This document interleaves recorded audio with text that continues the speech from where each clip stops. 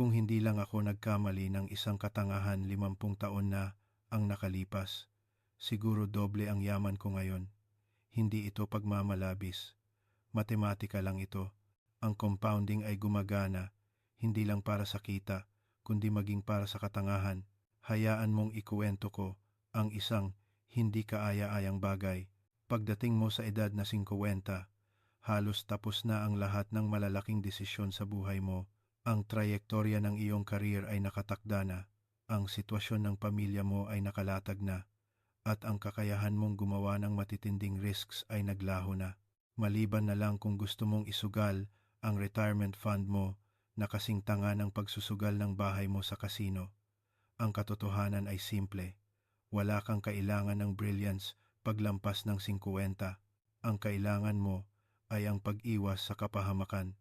Gustong-gusto ng mga tao na pag-usapan ang paghahanap ng susunod na Tesla o ang pag-jackpot sa cryptocurrency. Ingay lang iyan. Sa edad na 50, ang survival ang tunay na laro. Lumaki ako sa panahon ng Great Depression. Nakita ko ang mga taong nawalan ng lahat, hindi dahil hindi sila matalino, kundi dahil sa sobrang utang, sobrang leverage, dahil nagtiwala sila sa maling tao, o dahil inakala nilang magtatagal ang magandang panahon. Ang pattern na iyan ay nauulit sa bawat henerasyon. Iba-iba ang mukha, pero hindi nagbabago ang katangahan. Kaya ito ang unang payo ko sa investment para sa 50 pataas. Maglaro ng depensa, hindi opensa. Nagkaroon ka na ng oras para sa opensa iyong mga 20s, 30s, at siguro pati 40s mo. Iyon ang panahon kung saan ang pag-take ng risk ay pwedeng magbunga dahil may oras ka pang makabawi. Sa iyong demis years, hindi nakakampi ang oras. Hindi ito naiintindihan ng karamihan. Pagdating sa kalagitnaan ng buhay, akala nila kailangan nilang bumawi sa nahuli, kaya't tatalon sila sa mga sikat na stocks o sa get-rich-quick schemes. Ano ang mangyayari? Mas maaga silang mababankrupt kaysa sa magretiro. Heto ang isang halimbawa. Kilala ko ang isang napakatalinong tao, nag-aral sa Ivy League, matagumpay ang career. Sa edad na 55, naisip niyang nahuhuli na siya sa kanyang mga kasamahan, kaya't ipinuhunan niya ang malaking halaga sa mga dot-com startup noong huling bahagi ng 1990s. Pagsapit ng 2002, kalahati na lang ang natira sa kanya. Inubos niya ang natitirang buhay niya sa pagkukuwento tungkol sa kung ano ang muntik na niyang makuha. Sayang na utak, sayang na pera. Ang nakakatawa, kung ipinarada lang niya ang pera niya sa mga boring, maaasahang kumpanya tulad ng Coca-Cola, Procter, Gamble o Johnson hindi sana siya nagkaproblema. Hindi man glamorous, hindi man exciting, pero hindi nagkaproblema. Minsan, sapat na ang hindi magkaproblema. Madalas kalimutan ng mga taong 50 pataas. Ang tunay na kaaway ay hindi ang underperformance, kundi ang financial ruin, pagkasira. Ang mawalan ng kalahati ng iyong pera sa edad na 60 ay hindi tulad ng mawalan ng kalahati sa edad na 30. Sa 30, mayroon ka pang 30 taon para bumawi. Sa 60, baka hindi ka na umabot ng 30 taon. Hindi ito masarap isipin, pero iyan ang realidad. Kailangan mong mag-shift mula sa pagsisikap na maging matalino patungo sa pag-iwas sa katangahan, at maniwala ka sa akin.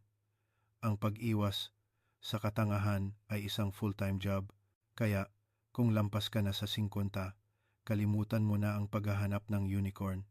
Kalimutan mo na ang pagsisikap na maging pinakamatalinong tao sa kwarto. Ang pinakamatalinong tao sa kwarto ay kadalasang bangkarote, hiwalay sa asawa o pareho. Ang goal mo ngayon ay durability, endurance. Ang magkaroon ng sapat na pera upang mabuhay ng mas matagal kaysa sa iyong mga pagkakamali. Madalas kong sabihin, ang gusto ko lang malaman ay kung saan ako mamamatay para hindi ako pumunta roon. Sa investment paglampas ng 50, ang kailangan mo lang malaman ay kung ano ang makasisira sa iyo at huwag kang pumunta roon. Nangangahulugan iyon ng pag-iwas sa leverage. Ang utang ay lason, lalo na kung wala ka ng mga dekada para bayaran ito. Iwasan ang speculation. Hindi mo kayang lampasan ang isang 25-year-old na may 4 na screen at walang buhay. Iwasan ang complexity. Kung mas komplikado ang isang deal, mas malaki ang posibilidad na ikaw ang tanga, sucker. Sa iyong edad, ang pinakamahusay na diskarte ay panatilihing boring ang mga bagay. Ang boring ay gumagana. Ang boring ay nagbubunga ng compounding. Ang boring ay nagpapahintulot sa iyo na matulog ng mahimbing sa gabi. Hindi ginagantimpalaan ng mundo ng pananalapi ang excitement. Pinarurusahan ito. Kaya narito ang kabalintunaan. Kung mas hindi thrilling ang iyong investment paglampas ng 50, mas mataas ang posibilidad na ma-enjoy mo ang isang thrilling na retirement. Huwag kang maghangad na yumaman ng mabilis. Maghangad kang huwag mamatay na mahirap. Mas maraming tao ang nasira ang portfolio kaysa sa mga recession dahil hindi nila matiis na makita ang ibang kumikita ng mas malaki. Tinatawag ko ang inggit na pinakawalang kwentang kasalanan sa lahat ng 7 nakamamatay na kasalanan. At seryoso ako. Bakit? Dahil iyan ang nag-iisang kasalanan na wala talagang kaligayahan. Sa gluttony, may kaligayahan sa pagkain. Sa lust, mayroon man lang pleasure. Ngunit ang inggit ay nagpapakulo lang sa loob ng iyong sariling dibdib habang ang kabilang partido ay masayang nag-enjoy. Nakakahawa rin ito. Kung bumili ng mamahaling kotse ang iyong kapitbahay, bigla mong iisipin na kailangan mo rin. Kung magyabang ang bayaw mo tungkol sa stock na tumubo ng 10 beses, bigla kang magdududa sa iyong steady, compounding investment. Doon nagsisimula ang problema.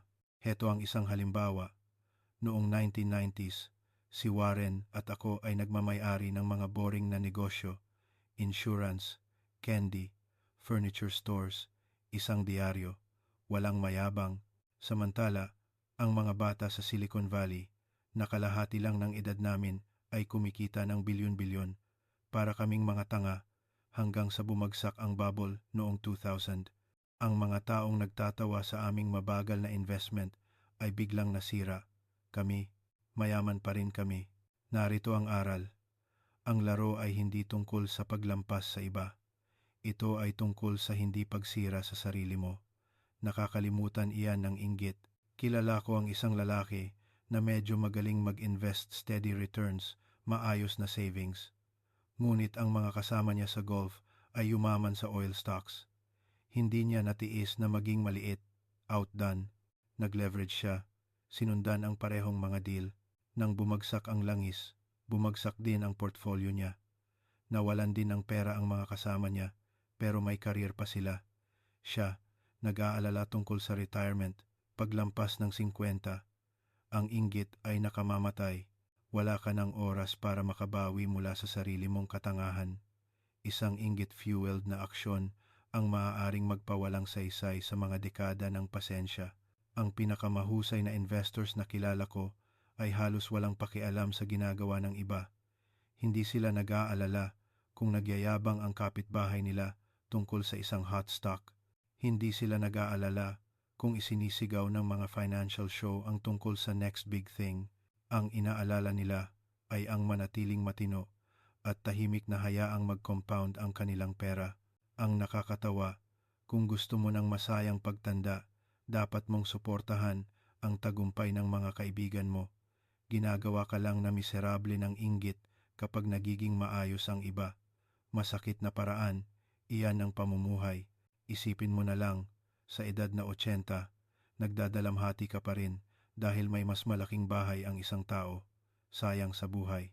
Mas matagal akong nabuhay kaysa sa maraming taong mas mayaman sa akin sa isang punto, pero hindi ko sila ininggit. Alam ko na ang karamihan sa kanila ay naglalaro ng isang laro na hindi sila mananalo sa pangmatagalan. Nag-burnout sila, o nag-evaporate ang pera nila, o namatay sila sa pag-inom. Ako, nanatili akong boring, rational, at buhay. Kaya, kung lampas ka na sa 50, heto ang payo na maaari mong dalhin sa bangko. Tigilan mo na ang pag-aalala kung magkano ang kinikita ng iba. Tigilan mo na ang pagkumpara ng buhay mo sa portfolio ng iyong kapitbahay. Tigilan mo na ang pag-scroll sa mga financial gossip na para bang importante. Hindi ka yayaman ng inggit.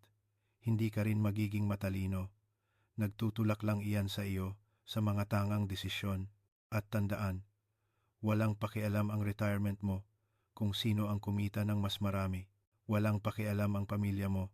Walang pakialam ang groceries mo. Ang ego mo lang ang may pakialam at mas maraming investor ang binagsak ng iyong ego kaysa sa anumang bear market. Kaya ang inggit ay hindi lang isang kasalanan. Ito ay isang masamang investment strategy. Huwag mo itong gawin. Hindi ko gustong pag-usapan ang aking mga pagkakamali, ngunit mas makikinabang ka rito kaysa sa aking mga tagumpay. Gustong-gusto ng lahat na marinig ang tungkol sa mga nanalo, kaunti lang ang humihinto upang suriin ang mga talunan. Doon nakabaon ang mga aral. Heto ang isa sa akin. Ilang taon na ang nakalipas. Bumili ako ng isang kumpanya na hindi ko lubos na naiintindihan ang kinabukasan. Mukhang mura sa papel, maganda ang mga numero, mukhang may kakayahan ang mga tao. Ngunit hindi ko masyadong pinag-isipan ng malalim ang business model. Ang resulta, kumita ako ng mabilis, pero nagbenta ako ng masyadong maaga.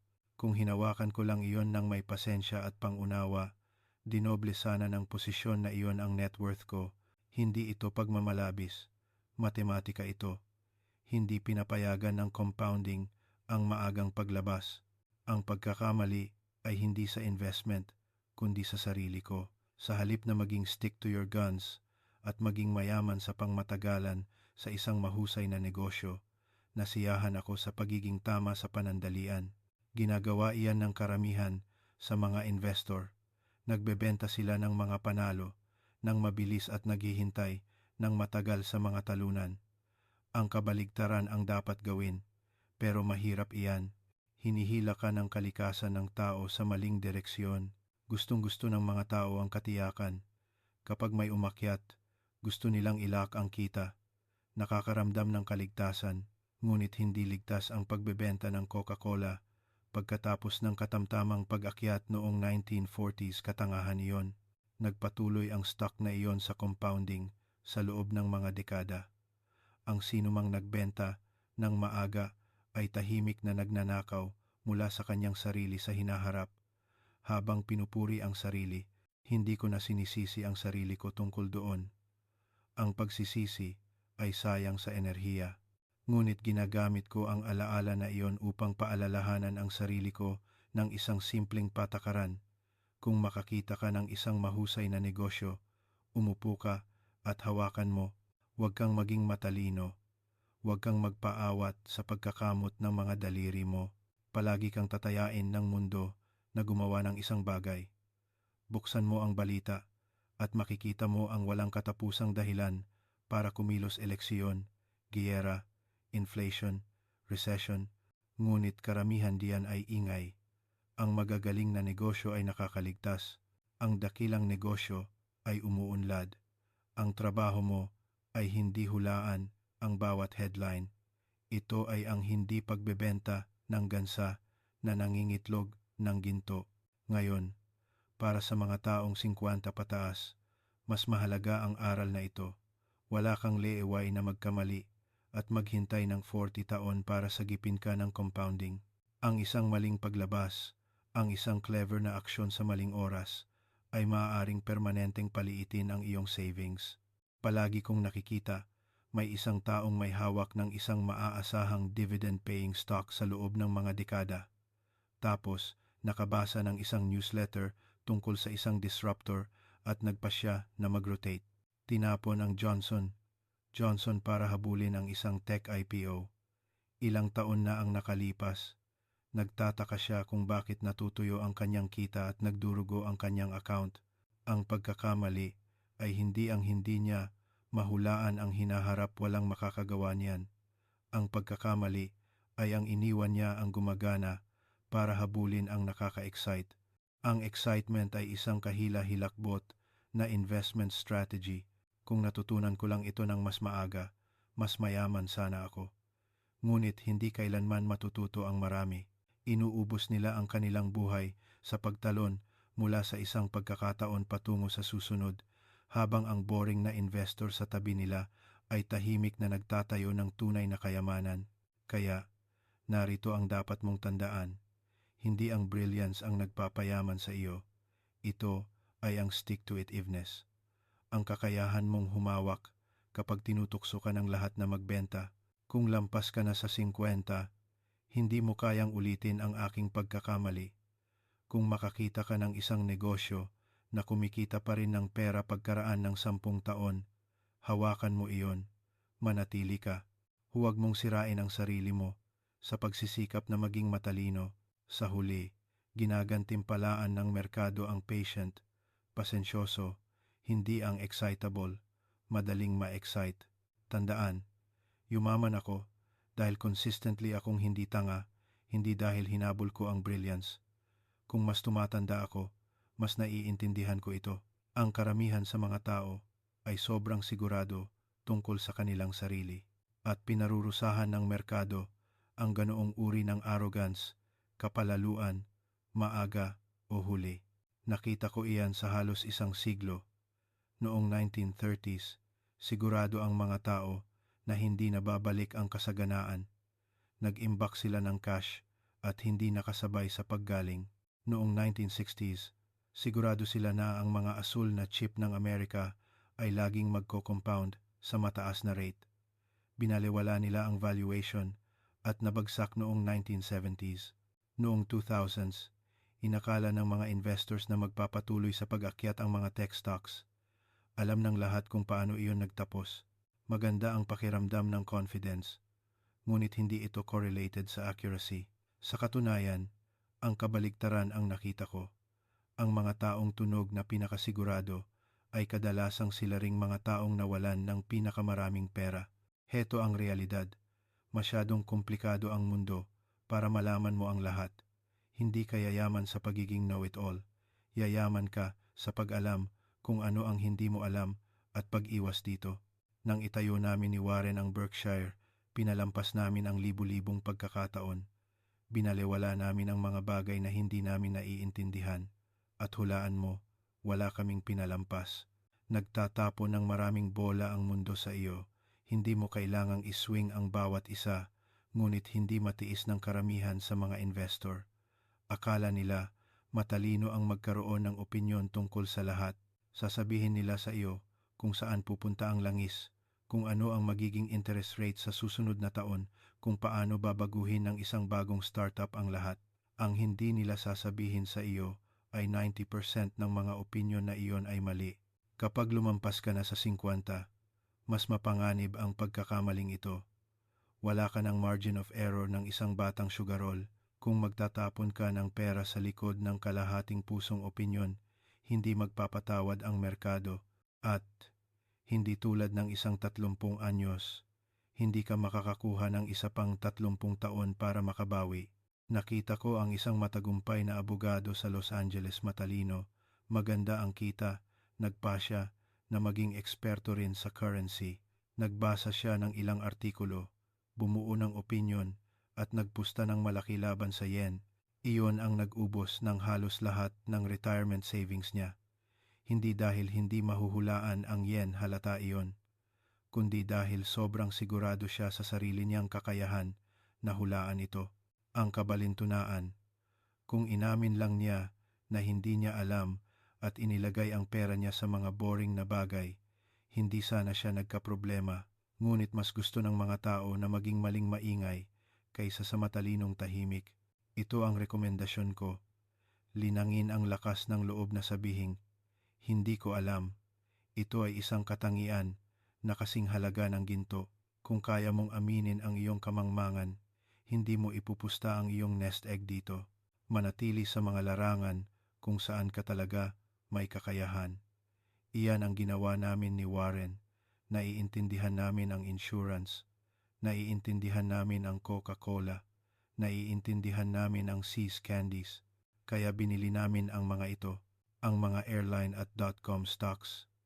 Hindi namin naiintindihan, kaya hindi namin ginalaw. Ang isang ugali na iyan ay nagligtas sa amin mula sa kalamidad ng hindi mabilang na beses. Mas maraming investor ang pinatay ng overconfidence kaysa sa recession. Hindi ang merkado ang sumisira sa iyo. Ito ay ang ilusyon na mas marami kang alam kaysa sa alam mo talaga. Kaya, Kung lampas ka na sa 50, pakinggan mo akong mabuti. Tigilan mo na ang pagkilos tulad ng isang trust fund baby. Hindi mo kailangang magkaroon ng opinyon tungkol sa bawat sektor, bawat trend, bawat bansa. Magkaroon ka lang ng alam na alam tungkol sa ilang bagay at tanggapin na wala kang alam tungkol sa iba.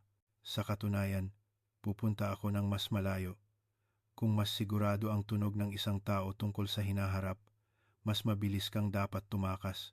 Tandaan, puno ang mundo ng mga taong gustong ibenta sa iyo, ang katiyakan mga analyst, pundit, mga salesman, lahat sila ay tunog na matalino. Ngunit kapag ang kanilang katiyakan ay nagpasabog sa iyong portfolio, walang magbabayad ng iyong mga bills. Kaya sa susunod na makaramdam ka ng urge na hulaan ang hindi mahuhulaan, huminto ka at magtanong, paano kung hindi ko lang alam? Ang tanong na iyan ay maaaring magligtas sa iyong retirement. Isa sa pinakamalaking pagkakaiba na nakita ko sa buhay ay sa pagitan ng mga taong nag-iisip tulad ng isang empleyado at mga taong nag-iisip tulad ng isang may-ari. Wala itong kinalaman sa titulo o sa sweldo. Ito ay tungkol sa mindset. Karamihan sa mga tao, kahit na napakatalino, ay inuubos ang kanilang buhay sa paglalaro ng career game. Nag-optimize sila para sa status, titulo, at perks. Inuubos nila ang mga taon sa paghabol sa mga deadline ng mga boss na hindi nila nirerespeto. Sa halip na magtayo ng yaman, pinakikinang nila ang kanilang resume. Iyan ang careerism. Isa itong bitag. Paulit-ulit ko nang sinabi. Ang mundo ay hindi pinapagalaw ng kasakiman, kundi ng inggit. Pinalalakas iyan ng careerism. Kung makikita mong nakakuha ng mas flashy na titulo ang katabi mo, bigla mo ring gugustuhin iyon. Ngunit ang titulo ay hindi nagbubunga ng compounding. Ang ownership ang nagbubunga. Nang itayo namin ni Warren ang Berkshire, wala kaming pakialam sa mukhang importante. Ang pinakialaman namin ay ang pagmamay-ari ng mga bagay na kumikita para sa amin habang natutulog kami. See's Candies, Coca-Cola, mga kumpanya ng insurance. Wala silang pakialam kung vice-presidente kami ng kung ano o senior partner ng kung sino. Nagpapadala lang sila ng mga tseke. Samantala, nakita ko ang mga matatalinong abogado, bankers at executive na nag-aksaya ng mga dekada sa pag-akyat sa corporate ladder. Kumita sila ng malaking suweldo, ngunit wala silang pag-aari na gumagana para sa kanila. Sa sandaling tumigil sila sa pagpapakita, tumigil din ang pera. Iyan ay hindi yaman. Iyan ay isang mamahaling treadmill. Heto ang isang halimbawa. Mga abogado, nagtrabaho ako kasama ang ilan sa mga pinakamatatalinong isip na maiisip mo. Sisingilin sila ng kanilang kliyente kada oras.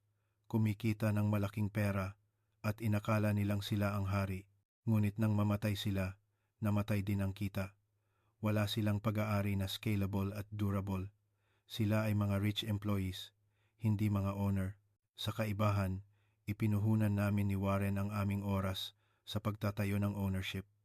Gusto namin ng mga negosyo na hindi nakasalalay sa aming pang-araw-araw na presensiya. Sa ganoon, kahit nag-golf kami o patay na, patuloy na magko-compound ang mga asset. Iyan ang pagkakaiba. Kung lampas ka na sa 50, mas mahalaga ang aral na ito kaysa kailanman. Wala ka ng oras para patuloy na ipagpalit ang oras mo sa pera. Sa huli, mauubos ang enerhiya mo, hihina ang kalusugan mo, hihinto ang treadmill. Kaya tanungin mo ang sarili mo, mayroon ka bang pag-aari na nagtatrabaho para sa iyo kapag hindi ka nagtatrabaho? Real estate na nagbabayad ng upa, stocks na nagbabayad ng dividends, mga bahagi ng negosyo na patuloy na kumikita kahit hindi ka nagpapakita. Kung hindi ang sagot, hindi ka talaga nag-invest. Pinapahaba mo lang ang career mo sa ibang pangalan. Kinukulayan din ng careerism ang paghuhusga. Ang mga empleyado ay nag-iisip tungkol sa pagpapaligaya sa kanilang boss. Ang mga owner ay nag-iisip tungkol sa survival sa realidad. Malaking pagkakaiba iyan. Ang isang karieris na abogado ay gagawin ang lahat para maging masaya ang mga partner. Ang isang owner ay magtatanong, kikita ba ito ng pera sa pangmatagalan. Isa lang sa mga tanong na iyon ang nagbubunga ng compounding. Hayaan mong maging matigas ako kung lampas ka na sa 50 at nabubuhay ka pa rin sa suweldo. Gaano man kataas ang suweldo, malamang ay masyado kang nag-isip bilang isang careerist nang masyadong matagal, nag-optimize ka para sa maling laro. Ang magandang balita ay maaari ka pa ring mag-shift. Tigilan mo na ang pag-aalala tungkol sa titulo. Tigilan mo na ang pag-aalala kung ano ang iniisip ng mga kasamahan mo. Mag-alala ka tungkol sa pagmamay-ari. Hindi ito nangangahulugan ng pag-quit sa trabaho bukas. Nangangahulugan ito ng pagdirekta ng iyong enerhiya at kapital sa mga asset na magtatagal ng mas matagal kaysa sa iyo. Bumili ng mga boring, durable na negosyo, mamuhay sa kita, sa halip na mag-aksaya ng pera para magmukhang matagumpay, magtayo ng mga bahagi ng ownership. Ito ay isang mas tahimik na laro. Walang pumapalakpak sa iyo kapag bumili ka ng stock ng Procter & Gamble. Ngunit pagkaraan ng mga dekada, kapag matagal nang nawala ang palakpak, nagbabayad sa iyo ang mga stock na iyon, kumukupas ang careerism, nagko-compound ang ownership. Piliin ang bagay na mahalaga pa rin pagdating mo ng 70. Kung nabuhay ka sa Great Depression, hinding-hindi mo iyon malilimutan. Ipinanganak ako noong 1924. Noong bata ako, gumuho na ang ekonomiya, bumagsak ang mga bangko, nag-fail ang mga negosyo, nagutom ang mga pamilya. Iniisip ng mga tao ngayon na ang stock market ay volatile kapag bumaba ito ng 20%. Noong 1932, bumaba ang merkado ng 90% mula sa peak. Hindi iyon volatility. Iyon ay financial annihilation. Nakita ko ang mga lalaking may edad na nawalan ng kanilang hanapbuhay. Nakita ko ang mga pamilya na nagsasama-sama dahil hindi nila kayang magbayad ng upa. Ang sarili kong pamilya ay alam ang kahulugan ng pagiging frugal, ang pag-stretch ng bawat piso.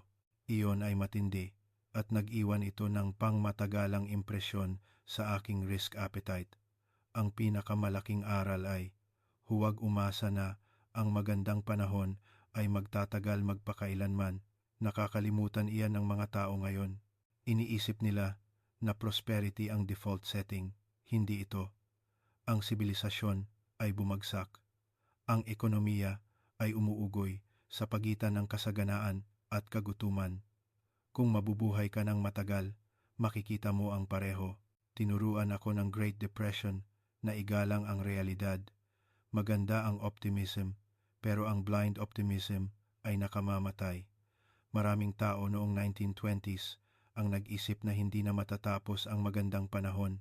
Nangutang sila, nag-speculate ng husto, at nag-leverage sa mga margin. Nang dumating ang crash, sinira sila ng utang. Iyan ang dahilan kung bakit palagi akong namumuhi sa utang. Ginagawa ka nitong vulnerable. Kung wala kang utang, makakaligtas ka sa masamang panahon. Kung may utang ka, papatayin ka ng masamang panahon. Isa pang aral, natalo ng resilience ang brilliance. Nakita ko ang maliliit at boring na negosyo na nakaligtas sa depression sa pamamagitan ng pagiging tenacious at adaptable. Samantala, ang mga flashy operator na may matatalinong schemes ay naglaho ng magdamag. Ang mga survivor ay hindi genius. Durable lang sila. Iyan ay isang aral na hindi pa rin naiintindihan ng karamihan sa mga investor. Gustong maging matalino ng lahat. Walang gustong maging durable, ngunit ang durability ang bagay na makakaligtas sa isang once-in-a-lifetime collapse. Dinala ko ang mga aral na iyon sa aking career sa investment. Hindi ko sinubukang hulaan ang mga recession, walang makakagawa niyan. Ang ginawa ko ay ang ipagpalagay na darating sila sa huli at maghanda ng naaayon. Nangangahulugan iyon ng pagpapanatili ng safety net. Nangangahulugan iyon ng pag-iwas sa leverage. Nangangahulugan ito ng pagmamay-ari ng mga negosyo na nagbebenta ng mga produkto na patuloy na bibilhin ng mga tao sa mabuti at masamang panahon tulad ng candy, soda at insurance. Tinuya kami ng mga tao sa pagbili ng See's Candies. Gaano karaming pera ba ang kikitain mo sa pagbebenta ng tsokolate? Nagtawanan sila. Well, lumabas na ang mga tao ay kumakain ng tsokolate kahit nasa recession. Sa katunayan, baka mas marami pa. Natalo ni Sis ang mas flashy na negosyo. Nakaligtas ito sa depression. Iyan ang uri ng aral na matututunan mo lang pagkatapos makita ang tunay na kahirapan. Ngayon, kung lampas ka na sa 50, kailangan mong tandaan ito higit sa lahat. Hindi mo kayang maranasan ang pangalawang Great Depression para muling matutunan ang aral. Sa sandaling masira mo ang iyong pananalapi, hindi ka na mabubuhay ng matagal upang makabawi. Iyan ang dahilan kung bakit kailangan mong itayo ang iyong portfolio para sa resilience, hindi ilusyon. Kapag nakarinig ako ng mga taong nagyayabang tungkol sa dami ng leverage na mayroon sila o kung gaano ka-brilliant ang kanilang trading strategy, naaalala ko ang 1932, naaalala ko ang mga pila ng tinapay, naaalala ko ang mga lalaking inakala nilang matalino na biglang nakatayo sa soup kitchen. Nagbago ang mundo mula noon, ngunit hindi nagbago ang kalikasan ng tao. Nagiging sakim pa rin ang mga tao, umuutang pa rin ng husto, at umaasa pa rin na magtatagal ang magandang panahon. At bawat ilang dekada, sinasampal sila ng realidad sa mukha. Kaya ang payo ko ay simple. Matuto mula sa kasaysayang hindi mo nabuhay. Hindi mo kailangan ng isa pang Great Depression para maunawaan ang panganib ng katangahan. Ang kailangan mo lang ay humility at memorya. Kung kailangan kong i-distill ang tinatawag kong tagumpay sa 3 gawi, ito ang mga ito. Umiwas ako sa utang, umiwas ako sa drama, at umiwas ako sa mga tangang tao. Iyon lang, walang magic formula, walang sikretong sarsa. Simpleng subtraction lang. Magsimula tayo sa utang debt. Sinabi ko na ito noon, ang utang ay lason. Sinisira nito ang disiplina. Pinapalaki nito ang katangahan. At kapag dumating ang masamang panahon at palagi itong dumarating, tinitiyak nito na ikaw ang unang mawawala. Nakita ko noong 1930s ang mga taong nangutang sa kanilang mga bahay, inakala nilang ligtas. Nang dumating ang crash, nawala ang lahat sa kanila. Ang imaheng iyon ay nanatili sa akin. Itinayo namin ni Warren ang Berkshire nang hindi umaasa sa inutang na pera. Maaari sana naming dagdagan ang aming returns sa leverage, ngunit kung nagkamali kami ng 1 o 2 beses sa utang, nabangkarote rin sana kami tulad ng iba. Ang manatiling matino ay mas mahalaga kaysa sa magmukhang matalino. Kung lampas ka na sa pimpa, ang utang ay nakamamatay. Kung 30 ka, maaari kang makabawi. Sa 60, game over. Hindi ka na mabubuhay ng matagal para sagipin ka ng compounding. Drama, hindi ko iyan pinapayagan. Umiwas ako sa mga hindi kinakailangang labanan, walang kabuluhang sigalot, at mga taong tila addicted sa kaguluhan. Ang drama ay nag-aaksaya ng enerhiya na magagamit mo sa pag-iisip ng malinaw, pagtatayo ng pasensya, at pag-enjoy sa buhay. Maraming matatalinong lalaki ang nasira, hindi ng masamang investment, kundi ng masamang diborsyo, masamang partnership, o masamang litigation. Maaari kang maging brilliant sa pananalapi, ngunit sisirain mo ang sarili mo sa personal na kaguluhan. Hindi ako interesado. Panghuli, mga tangang tao. At hindi ko lang ibig sabihin ng mababang IQ. Ang ibig kong sabihin ay ang mga taong reckless, dishonest, unreliable, o addicted sa shortcuts. Sila ay radioactive. Kumakalat ang kanilang katangahan. Kung sapat kang matagal na nasa paligid nila, malalagay ka rin sa kaguluhan. Noong una kong career, nakita ko ang mga kasamahan na nakikisama sa mga operator na nangangako ng malaking returns. Ang pattern ay laging pareho: quick talk, dodgy deals, inevitable collapse. Ang mga matatalinong kasamahan ay nasira dahil lang sa konektado sila. Ginawa ko itong panuntunan. Mas mabuting magkaroon ng kaunting kaibigan at partner basta't mataas ang kalidad. Ang dahilan kung bakit gumana ang partnership namin ni Warren sa loob ng 50 taon ay hindi dahil palagi kaming nagkakasundo, kundi dahil nagbahagi kami ng parehong mga prinsipyo: rationality, patience, integrity, Walang drama, walang utang, walang katangahan. Iyan ang nagbigay sa amin ng durability. Masyadong minamaliit ng karamihan sa mga tao kung gaano kahalaga ang pag-iwas sa maling bagay. Hinahanap ng lahat ang tamang stock, tamang deal, tamang pagkakataon. Binalewala nila ang katotohanan na mas mahalaga ang hindi kaysa sa oo. Ang isang oo ay maaaring magpayaman sa iyo. Ang isang maling oo ay maaaring sirain ka ng permanente kung lampas ka na sa 50. Hindi na ito opsyonal. Wala ka ng oras na sayangin sa mga taon sa pag-aayos ng masamang desisyon. Wala na ang iyong margin of error. Kaya maging ruthless, walang utang, walang drama, walang tangang tao. Mukhang matigas, ngunit binibili nito ang peace of mind. At ang peace of mind ay mas mahalaga kaysa sa pagkuha ng ilang porsyentong puntos ng return. Tandaan, hindi itinayo ang yaman sa brilliance. Ito ay pinapanatili ng disiplina. At ang karamihan sa disiplina ay ang kakayahan lang na lumayo sa mga tangang tukso. Gustong-gusto ng mga tao na i-romanticize ang partnership namin ni Warren. Iniisip nila na nakaupo kami sa isang ivory tower, naglalaro ng chess sa bilyon-bilyong dolyar.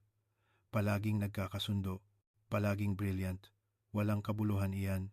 Ang gumana talaga ay hindi magic. Ito ay disiplina, temperament, at compatibility. At ang hindi gumana, well, nagkaroon kami ng aming mga failures mas kaunti kaysa sa karamihan, ngunit narito ang gumana. Una, nagtiwala kami sa isa't isa. Ganap, walang backstabbing, walang politika, walang inggit. Bihira iyan sa negosyo. Hindi ako gumigising na nag-aalala na nagpaplano si Warren laban sa akin at alam niyang ganoon din ako tungkol sa kanya. Nagbigay sa amin ang tiwalang iyon ng napakalaking efficiency. Inuubos ng karamihan sa mga organisasyon ang kalahati ng kanilang enerhiya sa internal na kaguluhan. Kami, hindi. Pangalawa, pareho ang pag-iisip namin tungkol sa pera. Pareho naming pinahahalagahan ang patience, rationality, at independence. Wala sa amin ang nag-alala tungkol sa pagiging in vogue o paghabol sa mga guru sa Wall Street. Kung walang kahulugan ang isang bagay, hindi namin ito ginalaw. Gaano man kami tinutukso ng maraming tao. Isa pa na gumana, complementary skills. Si Warren ay isang henyo sa paghahanap ng mga undervalued business. Ako ay mas mahusay sa pagpapaalala sa kanya na huwag matukso sa pagbili ng mga mumurahing maliit na kumpanya para lang ibenta sa maliit na kita. Magkasama, nagtakda kami ng mas mataas na layunin, bumili ng quality businesses sa patas na presyo at hawakan ang mga ito. Ang pagbabagong iyon ay nagkakahalaga ng bilyon-bilyon. Ngayon, ang hindi gumana? Well, sa isang bagay, hindi kami perpektong hukom ng mga tao. Nag-backup kami ng mga manager na nagpakita ng mga fraud o tanga o pareho. Hindi mo masiscreen ang bawat kahinaan ng tao. Ngunit iyon ang nagpakilala sa amin. Mahalaga ang karakter at kapag nagkamali kami, nagbayad kami. Minamaliit din namin kung gaano kahirap baguhin ang human behavior. Ang ilang kumpanya ay mukhang maayos sa papel, mas mahusay na management, mas mahusay na incentives, baka bumalik sa dati. Ngunit hindi mo madaling mababago ang corporate culture. Kung bulok ang DNA, walang silbi ang bagong wallpaper. Natutunan namin iyan sa mahirap na paraan. At oo, pinalampas namin ang mga pagkakataon.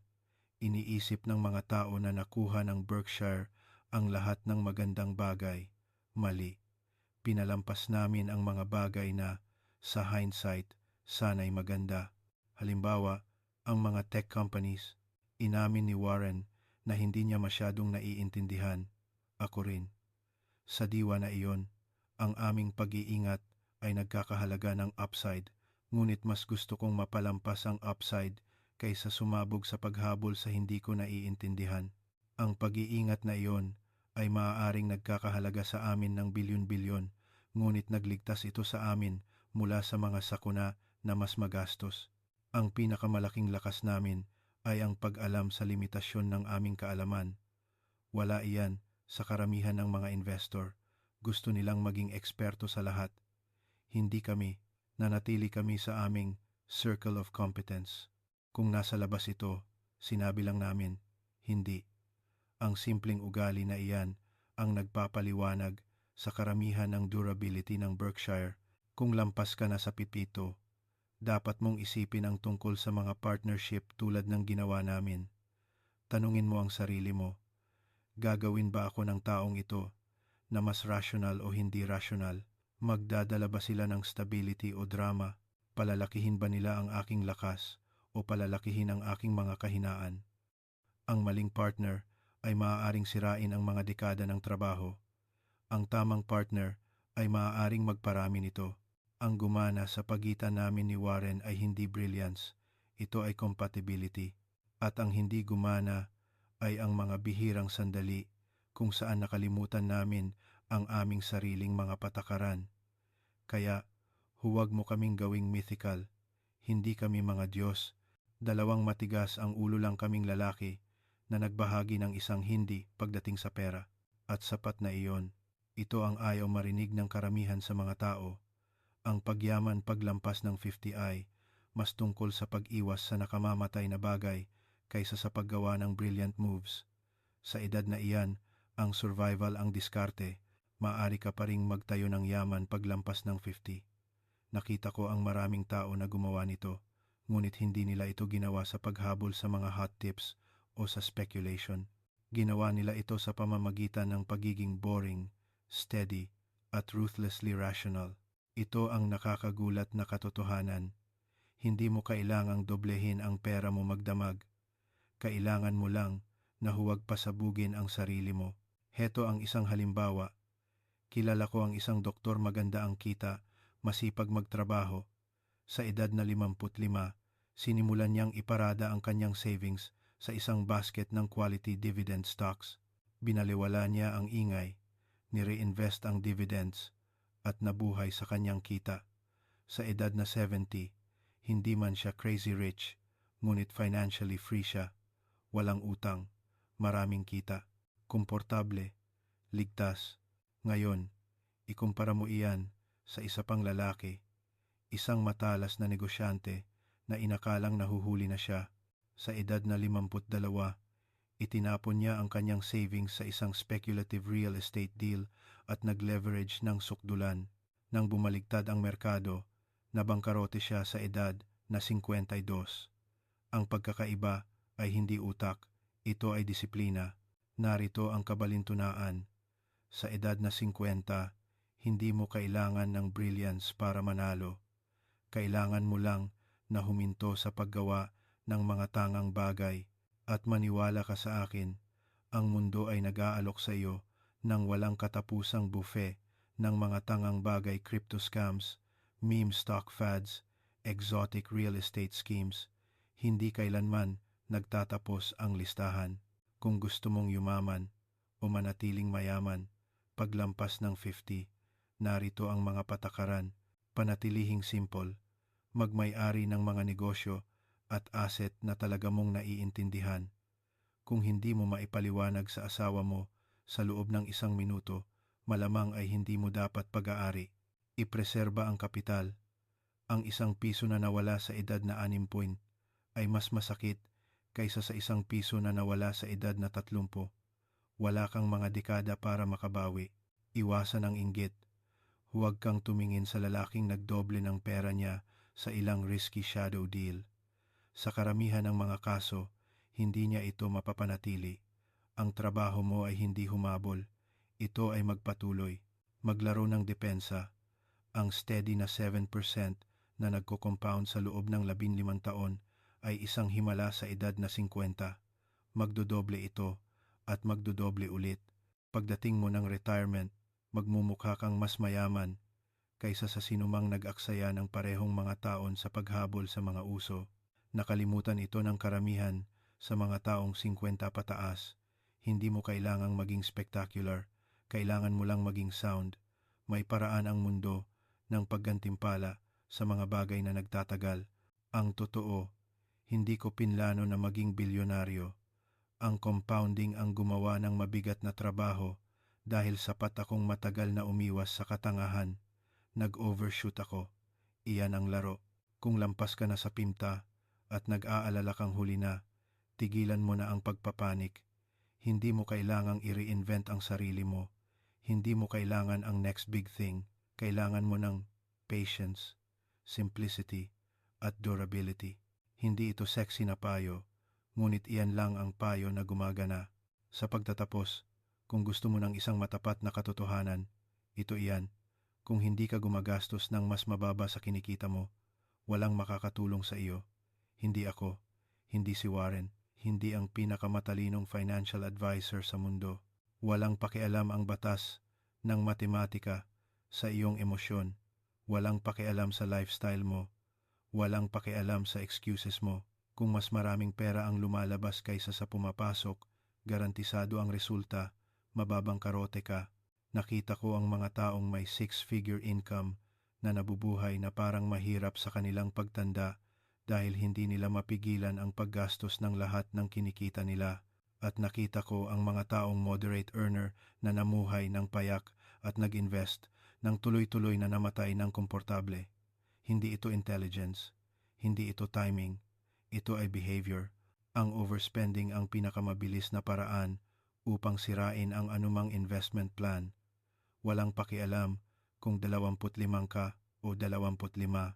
Kung patuloy kang maghuhukay ng butas ng mas malalim, ang compounding ay gagana laban sa iyo, hindi para sa iyo. Palaging nagtatanong sa akin ang mga tao, Charlie, ano ang pinakamahusay na investment para sa edad ko? Ang sagot ko ay kadalasang, tigilan mo na ang pagbili ng mga bagay na hindi mo kailangan.